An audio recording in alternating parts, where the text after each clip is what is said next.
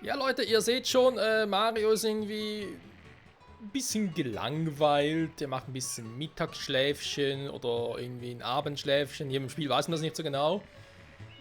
Auf alle Fälle würde ich mal sagen, willkommen zurück bei Super Mario Sunshine. Eine Folge, die für euch jetzt nicht so speziell ist vom Datum her. Es müsst ihr, ja, sag jetzt mal, noch relativ flockig nach der letzten Folge, also sprich nach Part 38 weitergehen. Bei mir ist es allerdings schon über 2 Monate her und das ist auch die erste Aufnahme bereits im neuen Jahr 2021. Ja, da ist Mario da wach, sehr schön. Und eine kleine Änderung seit damals. Wie gesagt, das letzte Mal habe ich irgendwie Ende Oktober aufgenommen und seitdem gab es ein Update und man kann mit dem GameCube-Controller wieder umgehen. Geil, geil, geil. Ja, und was irgendwie auch ein bisschen crazy ist, es geht parallel. GameCube plus normaler Switch Pro Controller. Der Witz an der Sache ist, jetzt kann man sich natürlich denken, GameCube-Unterstützung, geil, jetzt kann man wieder den Rückwärtssalto und so weiter machen. Und ducken und so, was früher immer ging. Nee, das ist irgendwie ein bisschen creepy. Erst einmal, ich meine, klar werden hier X, Taste X, was ich hier machen kann. Hier ist A, einfach ganz normal springen. B ist jetzt das, was eigentlich vom Pro-Controller Y ist. Also einfach halten, greifen, sowas in der Art. Das heißt Sprung und B und dann mache ich den Hechtsprung. Y. Das näher ranzoomen und dann halt so spritzen mit den Schultertasten, sprich mit R. Ne, mit Ding geht's nicht. Das ist ja aus dem Stand heraus. Genau, und dann. Also Spritzen ist so oder so jetzt einfach mit R. Mit L ist einfach nur stillstehen und dann den geilen Move machen. Ja, und auf Z haben wir das. Was haben wir jetzt eigentlich auf dem Startsymbol? Also GameCube-Controller? Genau das hier. Ja, jetzt ist natürlich die Frage, okay, ducken, wie ist jetzt das hier gelöst? Das muss ich mal mit dem Pro-Controller zeigen. Man hat es offenbar hinzugefügt, ich verstehe es noch nicht ganz. So, und zwar da unten. Erst einmal, das Problem an der Sache ist, dass es immer die Steuerung für Switch Pro Controller oder generell für die Switch für den Switch Controller. Nicht für den GameCube Controller. So, zum Beispiel sieht man da oben auch Stampfattacke zum einen, in der Luft ZL. Okay. Und der Rückwärtssalto Spritze mit R und währenddessen B. Hä? Okay. Ich weiß mal ganz kurz, um das zu demonstrieren. Ich hoffe, es klappt auch. Also erst einmal in der Luft. Klappt perfekt.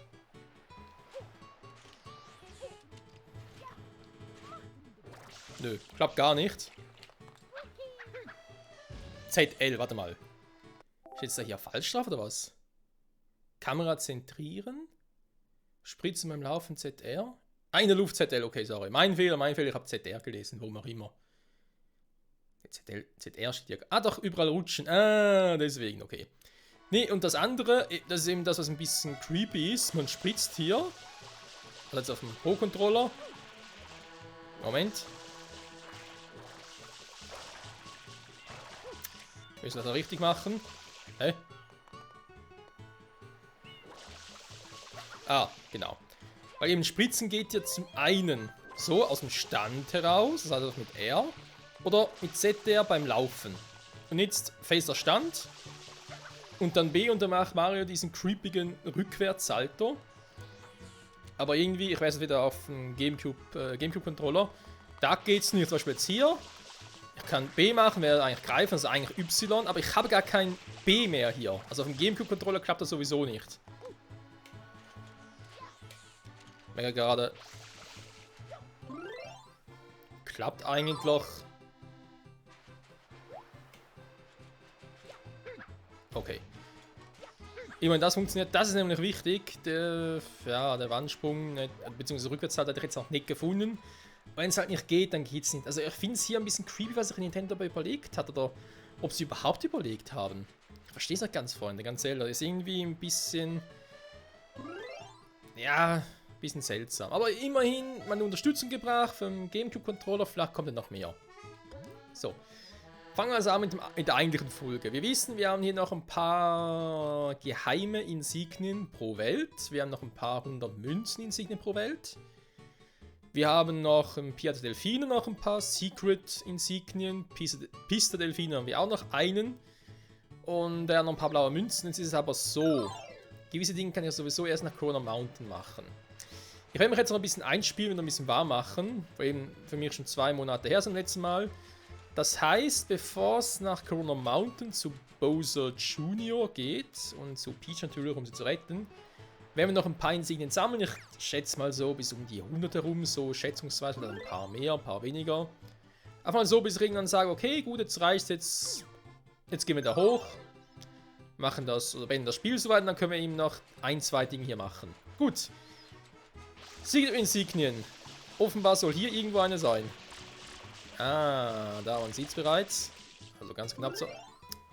Okay, daran muss man gewöhnen.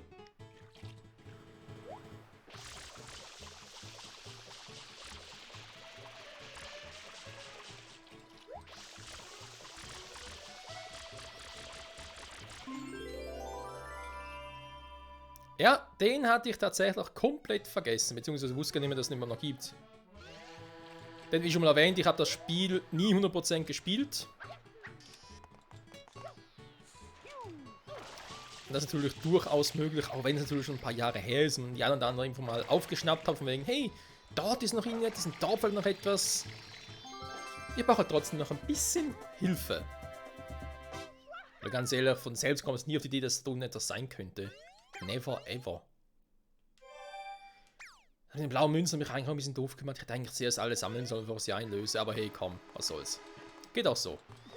Gut, dann zum nächsten Teil. Noch über den hier. Und zwar geht es ein bisschen darum, das hatten wir uns schon mal ein bisschen, ja, kann man so sagen, ein bisschen überlegt, wa?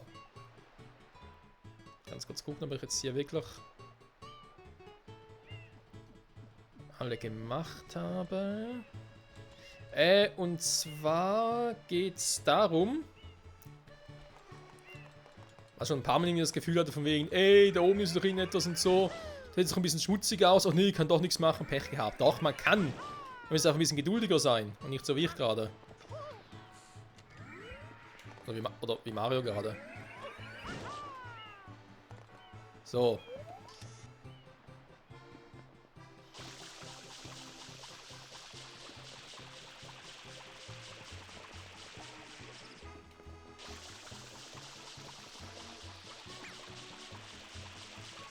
Also zumindest theoretisch müsste es funktionieren. Hä? Nein! Das ist natürlich auch eine Option, Mario. Das ist gar kein Thema.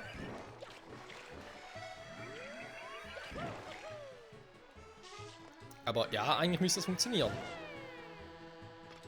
Ich bin natürlich jetzt nicht ganz sicher, ob ich dafür noch irgendetwas beachten muss. Aua.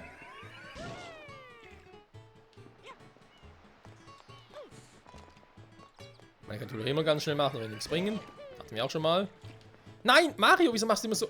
Okay, muss mir dann Gamecube-Steuerung gewöhnen. Mario macht mir ein bisschen zu große Schritte, leider. So. Aber komm, das müsste doch eigentlich funktionieren.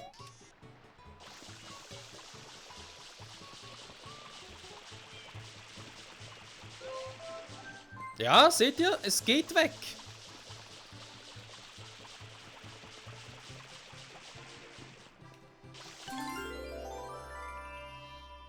Ich glaube, das, was ein bisschen irritierend war, man hört es halt nicht wirklich, weil sonst hast du eigentlich immer ein Signal gehabt von wegen, hey, okay, ja, jetzt hörst du auch, du musst da jetzt irgendwie, beziehungsweise wenn du da drauf spritzt, ja, es geht ein bisschen was weg, es wird sauberer. Hast du halt hier jetzt nicht, deswegen ist es vielleicht ein bisschen verwirrender, oder war es mir zumindest. Oh. Aua. Oh, komm, Mario, wir kommen jetzt da hoch.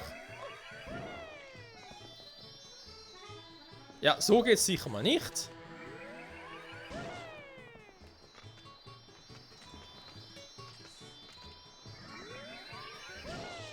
So schon eher.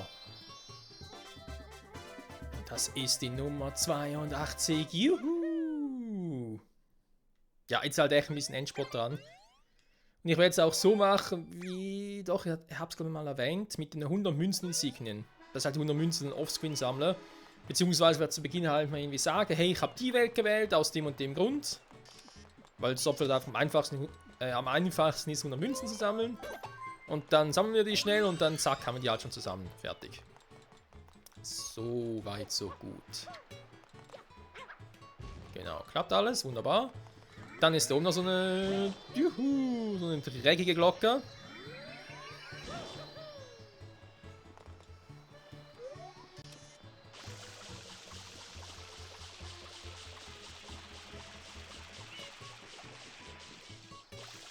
Wobei, das geht ja eigentlich sauber. Wieso habe ich dann das... Okay, crazy.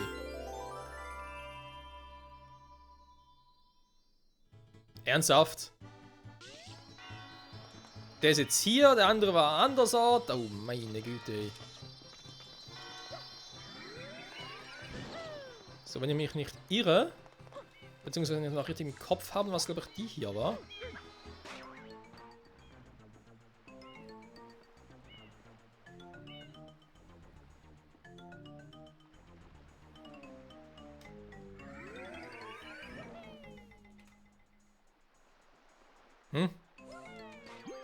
Also. Ja, ein bisschen doof war das schon.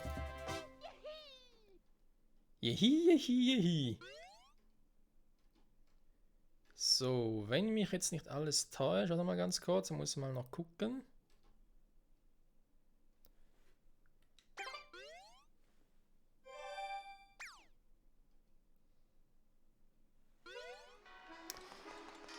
Genau, 2 weitere, die mir hier gerade noch ein bisschen in den Sinn kamen. Moment, ich mach's gerade anders.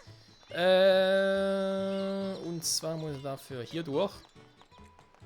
Keine Sorge, Leute, ich hab's da. Oh, falsche Taste. Ich hab den da oben. Also den da oben. Man sieht es natürlich jetzt nicht mehr. Schade, ich hab den nicht vergessen. Da gibt es noch so eine eigene Insignie, noch irgendwie was machen kann. Den habe ich, wie gesagt, nicht vergessen, aber erst wenn ich das hier noch machen. Weil hier ist eine Secret World. Die glaube ich... Naja, ein bisschen Try and Error ist. Ein bisschen ähnlich wie die Yoshi World. Ja, kann man sich jetzt überlegen, ne? Ist das klug, dass du jetzt die machst, jetzt machst und so. Aber hey. Ich glaube, du kannst nicht irgendwie direkt rausfallen oder so. Oder Game Over gehen. Wobei bei der Yoshi World geht es irgendwie auch nicht. Da habe ich irgendwie auch... ein bisschen doof. Alter. War ich ein bisschen doof unterwegs und so. Ah doch, man kann rausfliegen. Schön. Okay, ist die Welt doch ein bisschen doof von dem her. Ne, die, also Yoshi World in Anführungszeichen. Ihr wisst schon, die Welt, wo wir... Will es überhaupt gehen? Die Welt, wo wir mit Yoshi irgendwie hin müssen. Und dann irgendwie so über den Fluss fahren müssen. Wo ich mir irgendwie dachte von wegen, ah, ist das mühsam und so. Da ist doch scheiße.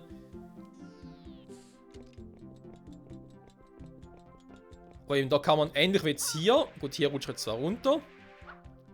Aber die Yoshi-Welt kann man dort eigentlich am Rand entlang laufen. Und deswegen ist gar nicht irgendwie groß Game Over gefahren und so.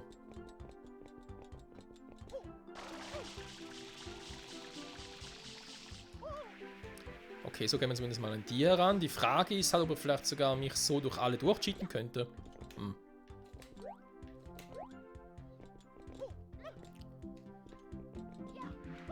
Also.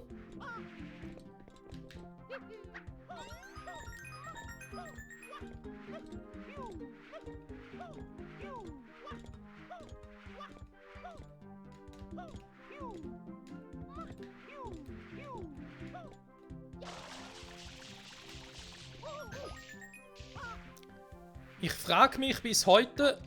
Aua. Nicht das hier, das war eigentlich gerade weniger... wieso ich da oben so schnell durchfliege. Das ist ungeheuerlich. So, hier kommen wir leider nicht durch. Ja, das Problem ist halt, ich habe erst 4. Hier ist ein bisschen das Problem, sage ich jetzt mal. Was machst du, wenn du schon kurz vom Ende wärst und dann irgendwie einen ganz, ganz blöden Fehl machst?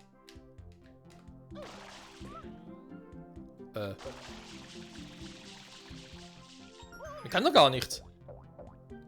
Gut, macht aber irgendwie Sinn. Ganz ehrlich, ist ja ein Flipperkasten. Oh, bin ich doof.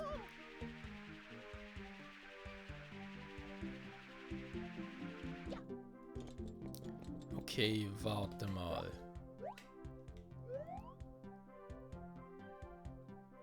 Ja, ein paar fehlen noch. Da ist mir klar. Die Frage ist halt, ja, im Prinzip könnte ich jetzt einfach doch jeden mal schnell durchgehen, wa?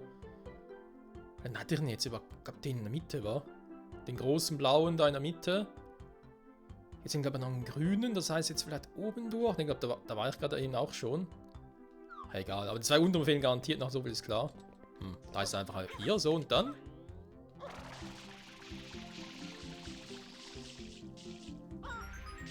Ja, da war ich noch nicht, okay. Das heißt, es müssen theoretisch die beiden ganz unten, die hier, jetzt müssen die hier fehlen. Das ist halt die Frage, tue ich mir das wirklich an oder mache ich ein bisschen den Cheater? Was heißt Cheater? Ein bisschen ein Glitcher, hm?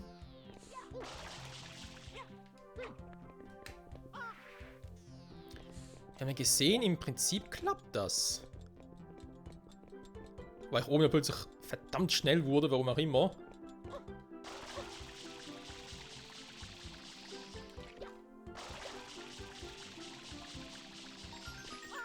Wo war das eine? Ah, die andere ist da, okay. Okay, ich glaube, die können ein bisschen tricky werden. Und vor allem nicht zu vergessen, mir geht langsam das Wasser aus. Was machen wir da, Freunde? Was machen wir da? Einfach durchfallen lassen. Warte, ja, nach. Ja, wenn das klappt, hey. Direkt nach dem ersten Grünen. Oh Gott, hoffentlich klappt das. Ich habe echt ein bisschen Schiss.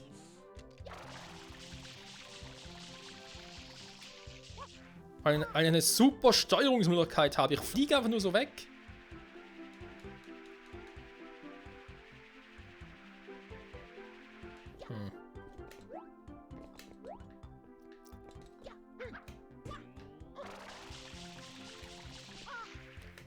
Nein! Warum? Warum kann ich da oben... Ich glaube das nicht, hey. Ich darf mich da oben nicht festhalten. Das geht nicht. Ich darf mich da oben nicht... Oh Mann, ey. Was eine Scheiße ist das denn bitte?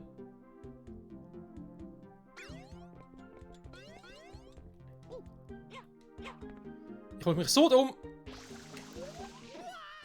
Ich hasse die ungenaue Steuerung, ganz ehrlich. Bewegst dich ein bisschen, zack, mach Mario. Nö.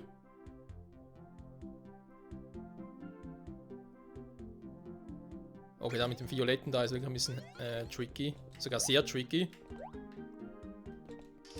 Ich will nochmal ganz kurz testen. Ich bin eh gleich Game Over, also.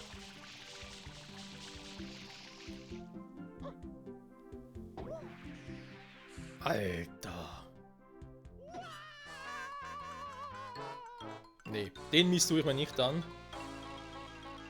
Jetzt haben wir es mal ein bisschen gesehen, Freunde. Ich hole mir die Münzen offscreen. Machen wir es doch einfach so. Ist doch viel einfacher. Und glaube ich, versuche es wirklich da über von außen herum, weil sonst da wird ja nie was. So. Also, merke ich mir, den muss ich mir jetzt dann ganz kurz, beziehungsweise nachher dann holen. Gut zu wissen, dass es dann eine Secret World ist. Dann, was ich glaube ich auch vergessen habe, beziehungsweise nicht daran gedacht habe. Wir haben hier oben doch mal dieses seltsame Kistenspiel gemacht. Hier. Tja, offenbar kann man hier zweimal rein.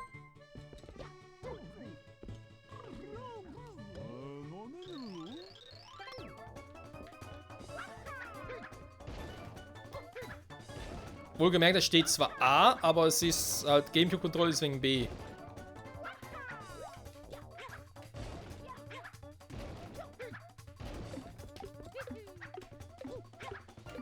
Kann natürlich auch sein, dass es erst geht, nachdem gewisse Insignien bereits freigeschaltet wurden. Ich kann mir durchaus vorstellen, dass es nicht schon von Anfang an geht. Ah, dieser verdammte Flipperspiel, Freunde. Das geht mir auf den Sack, Mann. Aber ja, insofern eben das mit der roten Münzen, Yoshi-Welt, sprich da die Flussfahrt, das von dem her, das sollte kein Problem sein, wenn man halt einen Rand entlang laufen kann. So, hätten wir das auch. Ich glaube, für diese Folge zum Abschluss holen wir noch die letzte Insignie. Also die letzte. Aber noch eine. Und zwar, wie ich bereits vorhin erwähnt habe, nachdem wir die Turmglocken gemacht haben. Dort oben. Weil das Teil ist ja noch verschmutzt.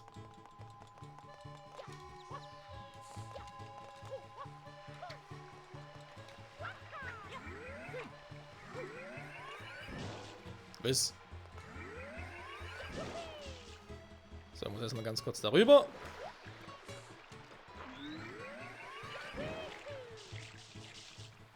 So, das war jetzt ein bisschen zu hoch.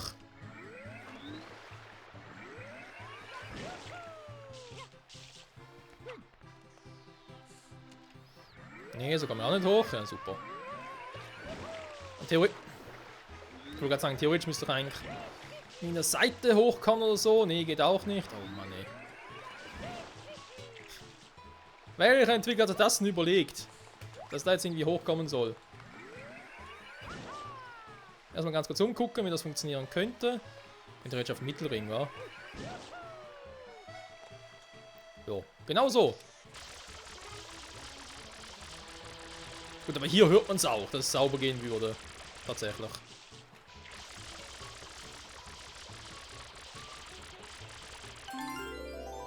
Ich würde sagen, wie lange dauert es noch?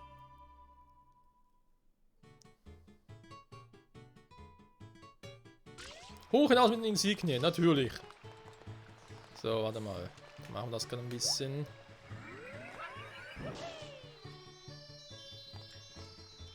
Müsste ungefähr hier sein, ja? Na, knapp vorbei ist auch daneben. Jetzt aber. 85 Insignien, Freunde. Ist das cool oder ist das cool? Ich würde sagen, es ist cool. Immerhin haben wir jetzt schon mal 5 Insignien gesammelt, oder? Doch die beiden Glockentürme. Plus jetzt hier die übergroße Insignie, Denkmal, whatever. Dann die Insignien dort drüben im Sand nach. Plus eben nochmal das andere Kistenspiel. Wundervoll, wundervoll. Ja, dann fehlen eben jetzt hier in der Overworld sicher mal noch 2 Stück. Von denen wir zumindest mal gerade wissen. Das eine mit Yoshi, das andere seltsame Flipper-Dingsbums. Das wird richtig, richtig spaßig. Wenn wir ganz kurz gucken. Ich glaube, es gibt hier insgesamt... Gibt es überhaupt? Der Overworld, sage ich jetzt mal.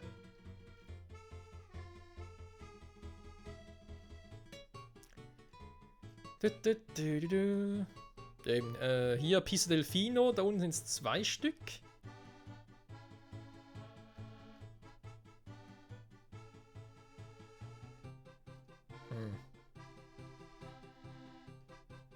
Eigentlich, oh.